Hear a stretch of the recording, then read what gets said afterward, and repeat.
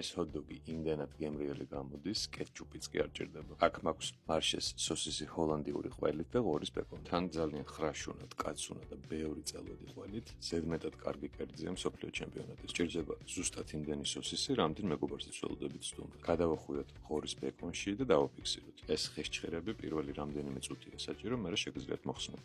შეგვიძლია მოვბრაწოთ. მარშეს პროდუქტები მზადდება მაღალი ხარისხის 100%-ით ნატურალური ხორცით. მაღალცილოვანია და ძალიან გემრიელი.